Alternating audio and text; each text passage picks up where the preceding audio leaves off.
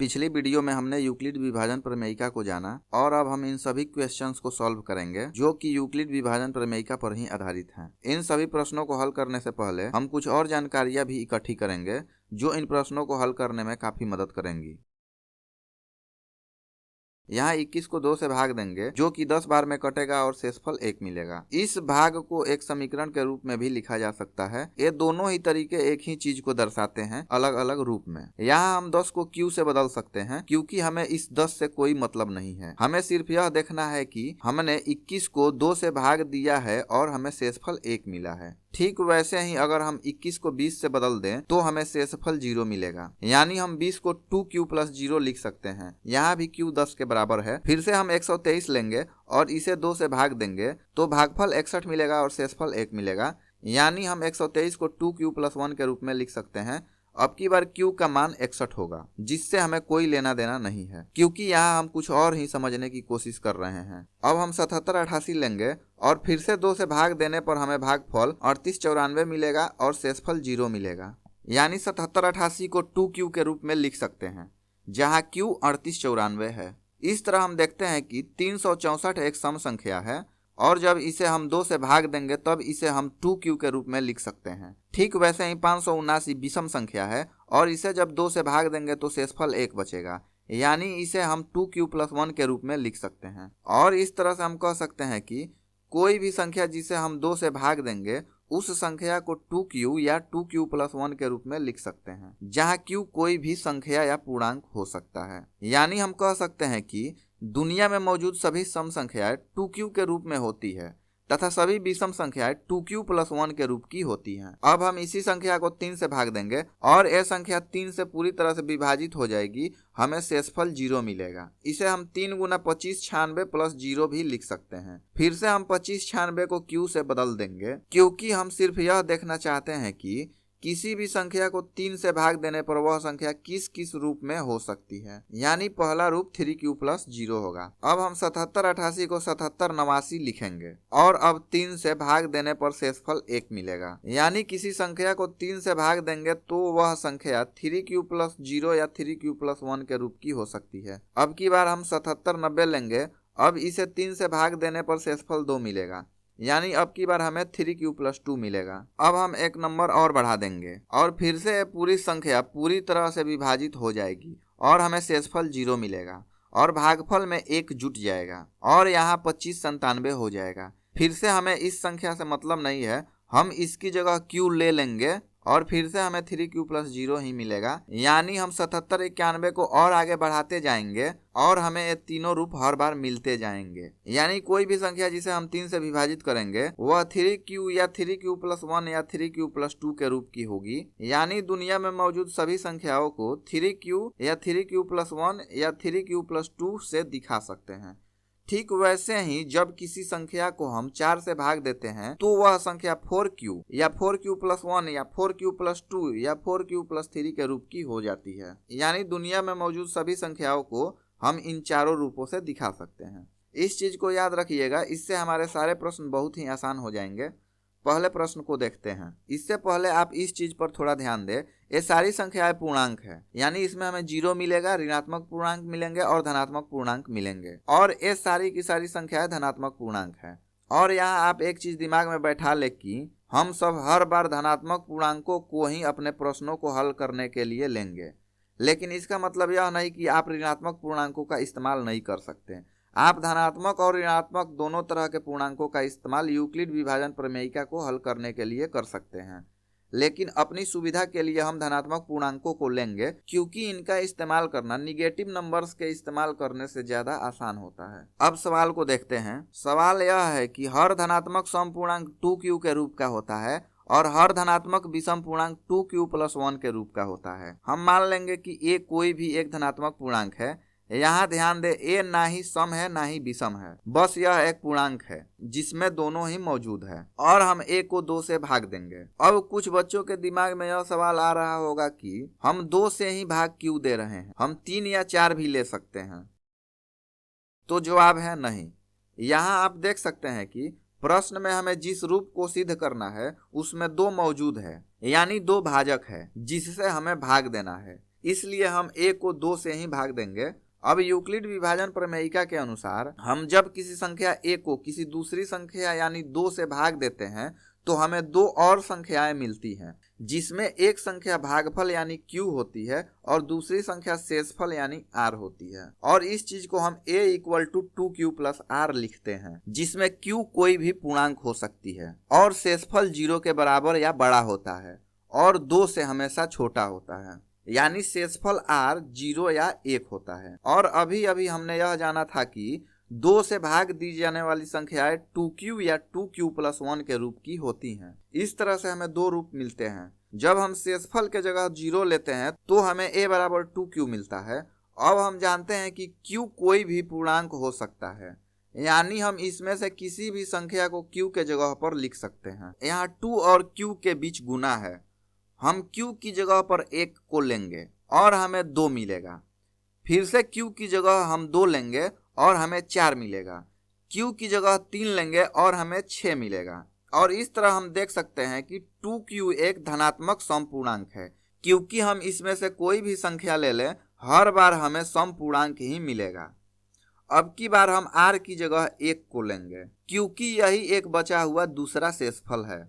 अब हम q की जगह 1 लेंगे और हमें 3 मिलेगा, क्योंकि 2 × 1 = 2 होता है, जिसमें हम 1 जोड़ेंगे तो 3 मिलेगा। q की जगह 2 लेंगे और हमें 5 मिलेगा, जो कि विषम संख्या है। अब की बार हम 3 लेंगे और हमें 7 मिलेगा, जो कि विषम संख्या है।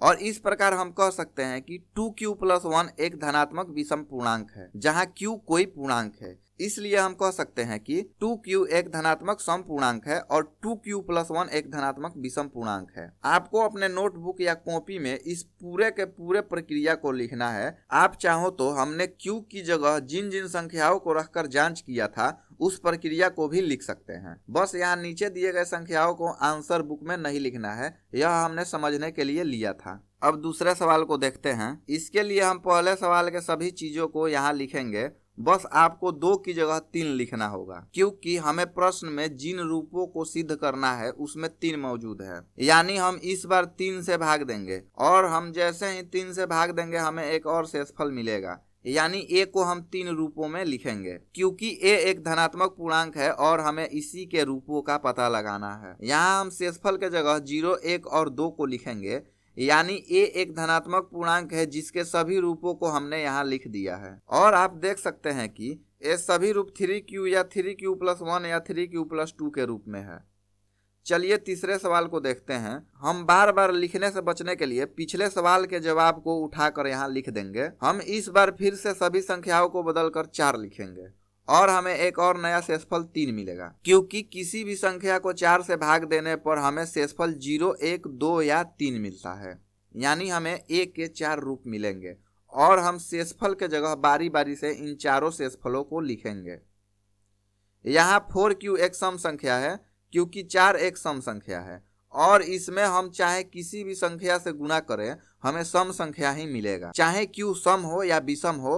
और यहाँ 0 का कोई मतलब नहीं है, यानी 4q + 0 एक समपूर्णांक है। दूसरे केस को देखते हैं। जब हम किसी भी संख्या में 1 को जोड़ते हैं तो हमें विषम संख्या मिलती है, क्योंकि हर एक सम संख्या का अगला संख्या विषम पूर्णांक होता है, इसलिए 4q + 1 विषम पूर्णांक है। ठीक वैसे ही जब किसी सम संख्या में 2 को जोड़ते हैं तो हमें सम संख्या ही मिलती है, इसलिए 4q + 2 सम पूर्णांक है। फिर से किसी भी सम संख्या में 3 को जोड़ते हैं तो हमें विषम संख्या मिलती है, क्योंकि 3 एक विषम संख्या है, इसलिए 4q + 3 एक विषम पूर्णांक है। इसलिए 4q + 1 और 4q + 3 धनात्मक विषम पूर्णांक है। यही तो हमें सिद्ध करना था। अगले सवाल को देखते हैं। फिर से हम पिछले सवाल का ही कॉपी लेंगे और अब की बार हम 4 को ऐसे ही लिखकर छोड़ देंगे। हम इसमें बदलाव नहीं करेंगे, क्योंकि यहाँ पर भी 4 ही है, लेकिन हम अब की बार q की जगह m को लेंगे। लेकिन 1 मिनट, हम ऐसा क्यों कर रहे हैं जबकि हमारे सवाल में q दिया गया है और इस सवाल को हल करने में हमें q की ही जरूरत है?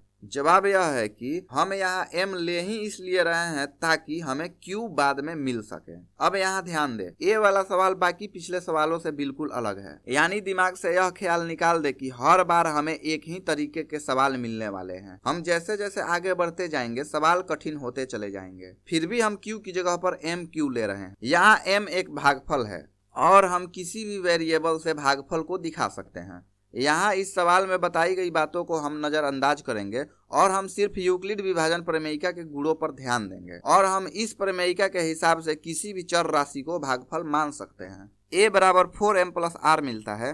अब हम a बराबर 4m प्लस 1 और 4m प्लस 3 लेंगे क्योंकि ये दोनों ही रूप विषम संख्याओं को दर्शाते हैं और यहाँ दो और रूप दिए गए हैं, a बराबर 4m और a बराबर 4m प्लस 2, और हम इन दोनों को नहीं लेंगे क्योंकि ये दोनों ही सम संख्याएं हैं। यहाँ 4m प्लस 1 और 4m प्लस 3 को हम लेंगे। हमें इस सवाल में विषम संख्या का वर्ग निकालना है और ये दोनों रूप विषम है। अब हम पहले केस को चेक करेंगे। अभी तक हमने यह भी नहीं समझा कि सवाल क्या है। चलिए इसे पहले समझते हैं। हम किसी भी विषम पूर्णांक को लेंगे और जब हम उसका वर्ग लेंगे यानी स्क्वायर करेंगे तो हमें जो संख्या मिलेगा वह 4q प्लस 1 के रूप का होगा। तो हमने एक विषम संख्या 4m प्लस 1 लिया है और अब हम इसका स्क्वायर या वर्ग करेंगे और हमें 4m प्लस 1 का स्क्वायर मिलेगा।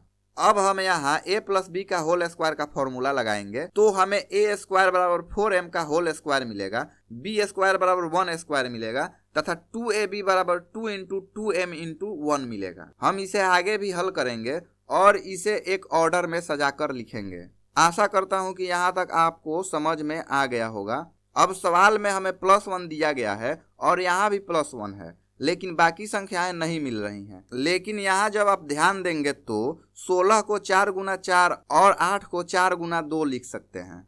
अब इन दोनों पदों में 4 कॉमन है, इसलिए हम इसे कॉमन ले लेंगे और हमें 4 into 4m square plus 2m plus 1 मिलेगा।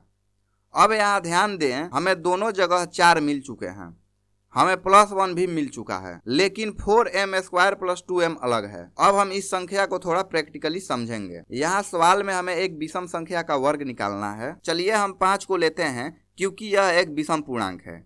इसका वर्ग 25 होता है। अब हम 25 को 4 गुना 6 प्लस 1 लिख सकते हैं। यहाँ हम 6 को q लिखेंगे तो हमें 4q प्लस 1 मिलेगा। यानी हम कह सकते हैं कि यह सवाल बिल्कुल सही है। अब की बार हम कुछ बड़ा नंबर लेंगे जैसे 15 और 15 का वर्ग 225 होगा। अब अगर हम 225 को 4 से भाग देंगे तो हमें भागफल 56 और शेषफल 1 मिलेगा। यानी इसे 4 गुना 56 प्लस 1 लिख सकते हैं। फिर से हम 56 के जगह पर q लेंगे और हमें 4q प्लस 1 मिलेगा। यानी q के जगह पर किसी भी नंबर को ले सकते हैं, उससे कोई भी फर्क नहीं पड़ने वाला है। हमें हमारा केवल रूप मिल जाना चाहिए। इसलिए 4m स्क्वायर प्लस 2m कुछ भी हो, 4 उसके साथ हमेशा गुणा में रहेगा और प्लस 1 भी मौजूद होगा। यानी हमें सिर्फ यह पता करना है कि सवाल में जो रूप दिया गया है उसमें जो भागफल है, जैसे यहाँ 4 है, ठीक वही नंबर हमारे उत्तर में है या नहीं। यानी हमने यह प्रूव कर दिया कि किसी भी विषम संख्या का वर्ग 4q प्लस 1 के रूप का होता है। अब यहाँ एक चीज और ध्यान दें, हमने 4m स्क्वायर प्लस 2m के जगह पर q लिया है क्योंकि हम m को नहीं लिख सकते। ये चीज गलत हो जाएगी। यही कारण है कि हमने शुरू में ही भागफल को m माना था ताकि हम इसे आगे चलकर q में बदल दें और हमें बिल्कुल वही रूप मिल जाए जो सवाल में पूछा गया है। यहाँ एक चीज और ध्यान दें, बोर्ड मास के नियम के अनुसार ब्रैकेट के भीतर की सभी संख्याएं पहले हल होती हैं। इसलिए 4m स्क्वायर प्लस 2m एक सिंगल टर्म है, यानी एक अकेला पद है। इसलिए हमने एक ही चर q को लिया है। अब हम चेक करते हैं कि हमने जो आंसर पाया है वह सही है भी या नहीं। यहाँ हम m के जगह पर किसी भी पूर्णांक को ले सकते हैं। जब m बराबर 1 लेंगे तो q 6 हो जाएगा। अब इसे खुद से चेक कर सकते हैं। जब हम q के जगह पर 6 को रखेंगे तो 25 मिलेगा जो कि a स्क्वायर है, यानी a बराबर 5 है, जो कि एक ऑड नंबर यानी विषम पूर्णांक है। यानी हमारा जवाब बिल्कुल सही है। अब हम a बराबर 4m प्लस 3 को लेंगे क्योंकि यही दूसरा विषम पूर्णांक का रूप है। सवाल में विषम पूर्णांक का वर्ग लेने के लिए कहा गया है, इसलिए हम 4m प्लस 3 का संपूर्ण वर्ग लेंगे जो कि 16m square plus 24m plus 9 होगा। अब इसे भी हमें 4q प्लस 1 के रूप में दिखाना है। यहाँ आप देख सकते हैं कि इन दोनों में कोई मेल नहीं है, यानी हमें कैसे भी करके खुद से ही मेल बनाना पड़ेगा। तो यहाँ हम 9 को 8 प्लस 1 लिख सकते हैं। अब इन तीनों पदों में से 4 को कॉमन ले सकते हैं और भीतर 4, 6 और 2 बचेगा। अब हम इन दोनों में कुछ हद तक मेल देख सकते हैं। यहाँ हमें सिर्फ इन्हीं संख्याओं को q में बदलना है जिससे दोनों रूप एक जैसे हो जाएंगे। फिर से ये तीनों संख्याएं ब्रैकेट के भीतर हैं और हमें इस संख्या से कुछ भी मतलब नहीं है, लेकिन हम देख सकते हैं कि 4 हमेशा इस पूरे संख्या के साथ गुना के रूप में है और बस हमें यही चाहिए, क्योंकि हमें 4q+1 के रूप को पाना था और यहाँ हमने इस रूप को भी पा लिया है। अब हम 4m² + 6m+2 को q में बदल देंगे और हमें हमारा आंसर मिल जाएगा। अब की बार भी m के जगह आप किसी भी पूर्णांक को लेकर जांच कर सकते हैं। यहाँ हमने हिंदी में जो भी चीजें लिखी है उसे आपको अपनी नोटबुक में लिखना है। यहाँ हमने a एक विषम पूर्णांक लिखा है, इसे भी आपको सवालों को हल करते समय लिखना है। साथ ही यहाँ हमने q बराबर 4m² + 6m+2 लिखा है, इसे भी लिखेंगे और इस सवाल को हल करने के बाद हम लास्ट में लिखेंगे, इस प्रकार किसी भी विषम पूर्णांक का वर्ग 4q+1 के रूप का होता है। Hence proved. इस सवाल को हल करने का एक और तरीका है जिसे हम अभी देखेंगे, और इस दूसरे तरीके को बताने का एक और कारण है, और वो है आपके दिमाग को आने वाले चैप्टर्स के लिए ट्रेनिंग देना। क्योंकि आने वाले चैप्टर्स में हमें ऐसे ऐसे सवाल मिलेंगे जो आपके होश उड़ा देंगे, इसलिए आपको पहले से ही तैयार रहना होगा। यहाँ सवाल है कि किसी भी विषम पूर्णांक का वर्ग 4q+1 के रूप का होता है और यहाँ 2 का वर्ग 4 होता है। और यह भी ध्यान दें कि 2m+1 से हम हर एक विषम पूर्णांक को लिख सकते हैं, यानी हम एक ही बार में इस सवाल को हल कर सकते हैं। और फिर से एक चीज और ध्यान दें, हम m को कुछ भी मान सकते हैं, हम q भी ले सकते हैं, लेकिन हमें हमारा फाइनल आंसर ही q के रूप में चाहिए, इसलिए हम q नहीं बल्कि m लेंगे ताकि बाद में हम m को बदलकर q लिख सकें। अब हम x का वर्ग लेंगे, साथ ही 2m+1 का भी वर्ग लेंगे जो कि 4m² + 4m+1 होगा। अब हम इन दोनों पदों में से 4 को कॉमन ले लेंगे और हमें 4 × m² + m+1 मिलेगा। m² + m को हम q से बदल देंगे, क्योंकि m² + m कुछ भी हो, 4 हमेशा उसके साथ गुना में रहेगा। और इस तरह हम 4q+1 पाते हैं और यही हमें सिद्ध करना था। यहाँ आपने देखा कि यह सवाल बहुत ही जल्दी बन गया और यही तो हमें चाहिए, क्योंकि एग्जाम में हमें 3 घंटे का ही समय मिलता है सभी सवालों को हल करने के लिए। आप जितना अधिक शॉर्टकट का यूज करेंगे, आप उतने ही अधिक सवालों को कम समय में हल कर पाएंगे। अब क्वेश्चन 5 को देखते हैं। इसके लिए हम क्वेश्चन 2 के सभी चीजों को यहाँ लिखेंगे। अब हम यह देखते हैं कि सवाल क्या है। सवाल कह रहा है कि हम किसी भी धनात्मक पूर्णांक को लेंगे और जब उसका वर्ग करेंगे तो वह 3m या 3m+1 के रूप का होगा। यहाँ सवाल में 3 का जिक्र किया गया है, इसलिए हम q को धनात्मक पूर्णांक मानकर इसे 3 से भाग देंगे और हमें 3 शेषफल 0, 1 और 2 मिलेगा। यानी हमारे पास 3 केस बनेंगे जिसे हम बारी बारी से हल करेंगे। लेकिन एक बार हम इस सवाल को जांच करेंगे कि यह सही है भी या नहीं। इससे हमें कंफर्म हो जाता है कि सवाल का जवाब है, बस हमें उसे ढूंढना है। हम 3 धनात्मक पूर्णांक 2, 3 और 6 को लेंगे। हम कुछ भी ले सकते हैं क्योंकि सवाल ही कह रहा है कि कोई भी संख्या हम ले सकते हैं। 2 का वर्ग 4 होता है और 4 को हम 3 × 1 + 1 लिख सकते हैं। यहाँ 1 को m भी लिख सकते हैं, यानी हमें 3m+1 मिल रहा है। 3 का वर्ग 9 होता है, जिसे 3 × 3 लिख सकते हैं। यहाँ हम 3 के जगह m लेकर 3m लिख सकते हैं। 6 का वर्ग 36 होता है, जिसे हम 3 × 12 लिख सकते हैं, यानी इसे भी हम 3m लिख सकते हैं। हम एक और संख्या 10 लेते हैं। 10 का वर्ग 100 होता है, जिसे 3 × 33 + 1 लिख सकते हैं, यानी यह 3m+1 होगा। इसलिए हम कह सकते हैं कि सवाल बिल्कुल सही है, बस हमें पता करना है। हमारे पास q के 3 रूप है और हम हर एक रूप को बारी बारी से चेक करेंगे। केस 1, जब a बराबर 3q हो, हम इस संख्या का वर्ग लेंगे और हमें 9q² मिलेगा, जिसे 3 × 3q² लिख सकते हैं। यहाँ 3q² को हम m मान लेंगे और अब हम बार बार आपको नहीं बताएंगे कि हम ऐसा क्यों कर रहे हैं। अब आप खुद से भी इस बात को समझ सकते हैं। अब केस 2 को देखते हैं, जब a = 3q+1 है। हम फिर से स्क्वायर लेंगे। यहाँ a = 3q और b = 1 है, इसलिए हम a + b का होल स्क्वायर लेंगे, जो कि 9q² + 6q + 1 है। अब हम इन दोनों पदों में से 3 या फिर 3q को कॉमन ले लेंगे। अब हम 3 को जैसा है वैसा ही लिख देंगे और q × 3q+2 को एक सिंगल पद मान लेंगे। और हम ऐसा क्यों कर रहे हैं?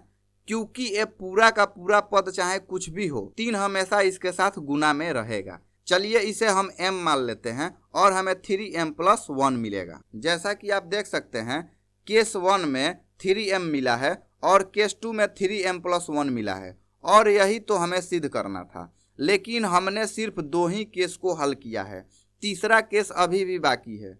इसे आप खुद से भी चेक कर सकते हैं, और अगर आप नहीं कर पाते हैं तो चलिए इसे भी चेक करते हैं। यहाँ केस 3 में a बराबर 3q+2 लेंगे, हम इसका वर्ग लेंगे और 3q+2 का वर्ग 9q² + 12q+4 होगा।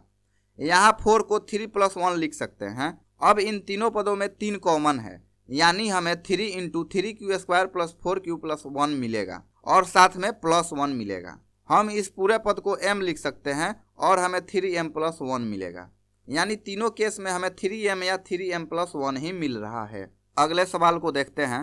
यूक्लिड विभाजन प्रमेयिका का इस्तेमाल करके हमें पता करना है कि किसी धनात्मक पूर्णांक का घन यानी क्यूब 9m या 9m+1 या 9m+8 रूप का होता है। इसे हल करने के लिए हम x को एक धनात्मक पूर्णांक मान लेंगे।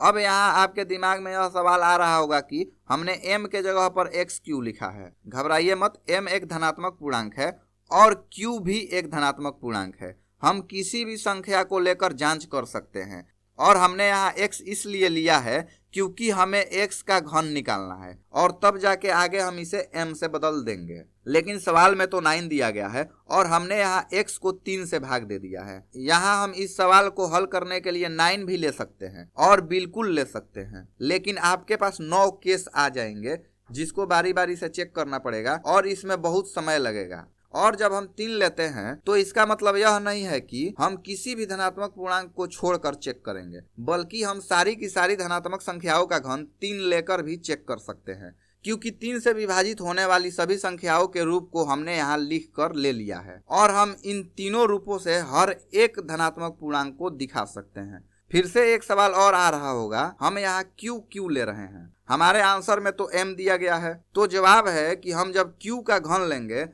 तो उस वक्त ब्रैकेट में कुछ नंबर आएंगे और उस वक्त हम ब्रैकेट के भीतर आए सभी नंबर्स को m से बदल देंगे।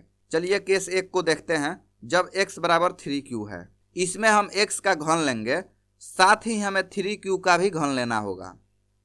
3q का घन 27q का पावर 3 होगा। यहाँ घन का मतलब है हम 3 को उसी से 3 बार गुना करेंगे। 27 को 9 × 3 लिख सकते हैं और q के पावर 3 को हम ऐसे ही लिख देंगे। अब हम 3q⁻³ को m लिख सकते हैं, क्योंकि हमें 9 से मतलब है, जो कि यहाँ गुणा के रूप में दिया गया है। इस चीज को हम बार बार समझाना नहीं चाहते हैं, तो हमें 9m मिल गया, यही तो सिद्ध करना था। चलिए केस 2 को देखते हैं। जब x बराबर 3q+1 है, अब की बार हम 3q+1 का घन यानी क्यूब लेंगे, और आपको a + b के होल क्यूब का फॉर्मूला पता ही है। हम यहाँ 3q+1 का होल क्यूब लेंगे और इसे a + b के होल क्यूब के फॉर्मूला पर सेट करेंगे। अब 3q का पावर 3 27q का पावर 3 होगा, a का पावर 3 बराबर 1 होगा। इस पूरे पद को 27q² लिख सकते हैं और इस पूरे पद को 9q लिखेंगे। हम +1 को लास्ट में ले जाएंगे। अब हम इन तीनों पदों में से 9 को कॉमन ले सकते हैं, इसलिए इसे हम बाहर रखेंगे और हम बचे हुए पदों को ब्रैकेट के भीतर लिखेंगे। अब इस पूरे टर्म को हम सिंगल नंबर मान सकते हैं, यानी इसे हम 9m+1 लिख सकते हैं। चलिए अब केस 3 को देखते हैं। अब की बार हम 3q+2 का होल क्यूब लेंगे। फिर से हम a + b का होल क्यूब का फॉर्मूला लगाएंगे और हमें निम्नलिखित संख्याएं मिलेंगी। यहाँ आपको a + b का होल क्यूब याद होना चाहिए, तभी आप इस सवाल को हल कर पाएंगे, और जरूरी नहीं कि आपको याद ही हो। आप इस 3q+2 को 3 बार गुना करेंगे तब भी आपको आंसर मिल जाएगा। अब ये मत पूछना कि ब्रैकेट के भीतर दिए गए नंबर्स को गुना कैसे करते हैं। चलिए आगे देखते हैं। इसे हम और आगे सिंप्लीफाई करेंगे और इसे सजाकर लिखेंगे। अब इन तीनों पदों में से 9 को कॉमन लेंगे और ब्रैकेट के भीतर के सभी नंबर्स बदल जाएंगे। अब इस पूरे पद को m मान लेंगे और हमें 9m+8 मिलेगा। अब आप देख सकते हैं कि हमने तीनों केस में x का क्यूब लिया है और यहाँ हमें 9m, 9m+1 और 9m+8 मिल रहा है। यही तो हमें सिद्ध करना था। अब हम अगले सवाल को देखते हैं। ये वाला क्वेश्चन पिछले क्वेश्चन से बिल्कुल मेल खाता है। ये दोनों ही सवाल एक जैसे हैं, यानी सॉल्यूशन भी बिल्कुल सेम ही होगा। पहले हम सवाल को समझते हैं। हम किसी धनात्मक पूर्णांक को लेंगे और उसका घन यानी क्यूब निकालेंगे, और जब हम उसका क्यूब निकालेंगे तो वह 4m या 4m+1 या 4m+3 के रूप का होगा। चलिए हम पहले चेक करते हैं कि जो सवाल में कहा गया है वह सही है या नहीं। हम 3 धनात्मक संख्या 3, 4 और 5 लेंगे। 3 का क्यूब 27 होगा। यहाँ 3 का क्यूब मतलब 3 गुना 3 गुना 3 होता है। 4 का घन 64 होगा और 5 का घन 125 होगा। हम 27 को 4 गुने 6 प्लस 3 लिख सकते हैं। 64 को 4 गुना 16 लिख सकते हैं और 125 को 4 गुना 31 प्लस 1 लिख सकते हैं। यानी आप देख सकते हैं कि हर एक संख्या में शुरू में 4 है, बीच में आने वाले संख्या से हमें मतलब नहीं है और लास्ट में शेषफल के रूप में यहाँ कुछ भी नहीं है, यानी हमें 4m मिल गया।